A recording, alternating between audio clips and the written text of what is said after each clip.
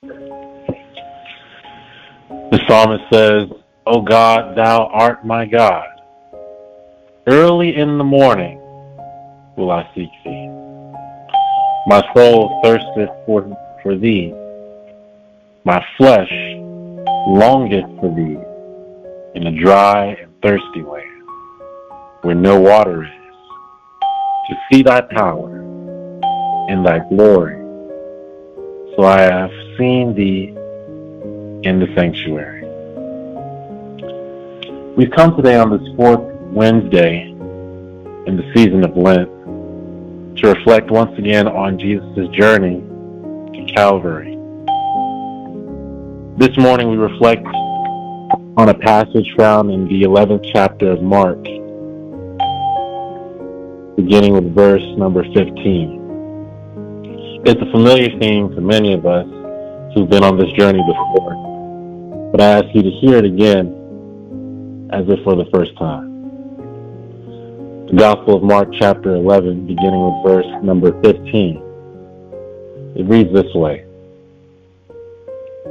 Then they came to Jerusalem, and he entered the temple and began to drive out those who were selling and those who were buying in the temple.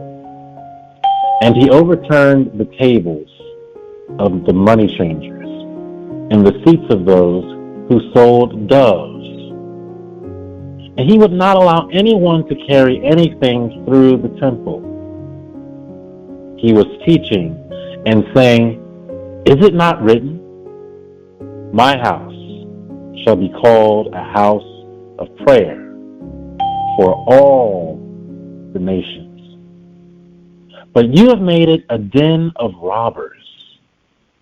And when the chief priests and the scribes heard it, they kept looking for a way to kill him. For they were afraid of him, because the whole crowd was spellbound by his teaching. And when evening came, Jesus and his disciples went out of the city. That's the end of the reading. This gospel passage uses an ancient metaphor in order to talk about the people of Israel and their actions in the temple. In the Old Testament, the fig tree was often a symbol for the people of Israel. And so it is the Gospel of Mark's intention to interpret this scene in the temple, especially the critique of its leadership, in light of a fig tree. To notice that the tree bears no fruit is a word of judgment upon the people and its leadership. Jesus seems a bit harsh in this moment, but in a real sense, this is a prophetic mandate that he's offering. For the condemnation is based upon the people's greed, their love of capitalism, and idolatry that takes place within the temple. And Jesus' actions, this prophetic challenge in the temple, is not an intention to replace, but to correct these practices. This is a cleansing of the temple, a sense of restoring rightful action and relationship in a holy place. That God's reign would be restored in the temple. And Jesus' actions are meant to symbolize that restoration. One thing we should note in this moment, as Jesus rehearses the words of the ancient scroll, say that my house shall be called a house of prayer for all nations. Note this phrase, for all nations, which is found only in the Gospel of Mark. This, might I suggest, holds special significance for Jesus' challenge to the temple, and special significance for those that are reading this gospel, as this emphasis on all nations is an emphasis on inclusion, noting inclusion of Gentiles, of non-Jewish peoples, showing Jesus' interest in a cosmopolitan community, a community that is made up of difference, where the difference, in the words of Reverend Jeremiah Wright, is not seen as deficiency, but difference that enriches the community of God. Might we pray together?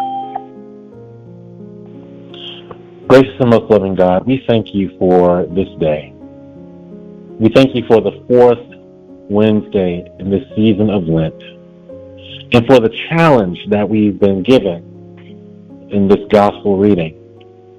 We're reminded that the work of this gospel is meant to unsettle us in some ways. The gospel comforts the afflicted, and it afflicts the comfortable. It challenges our love affair with capitalism and greed, and pushes us to restore rightful balance in our lives, in those sacred spaces that we have been given.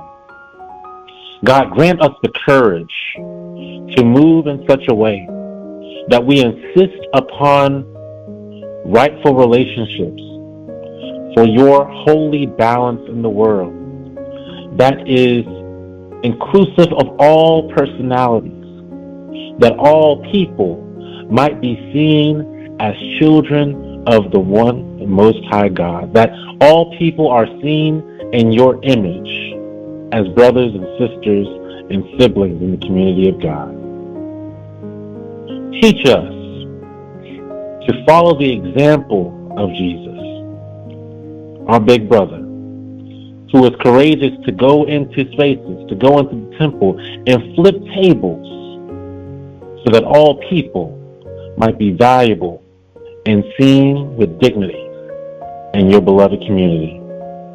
We thank you for the blessing of this Lenten journey, to walk closer with thee, to see how we might live, move, and be in this world in light of the tremendous sacrifice and example of Jesus Christ.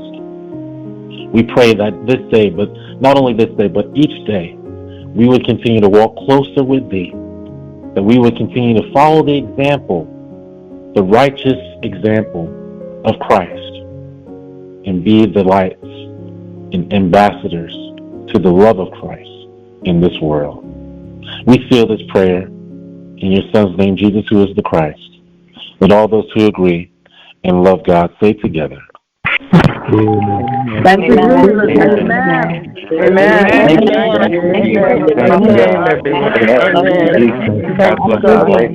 you, God. Be safe today. Be safe today. God bless you. My brothers and sisters. Thank you. Thank you. Be safe.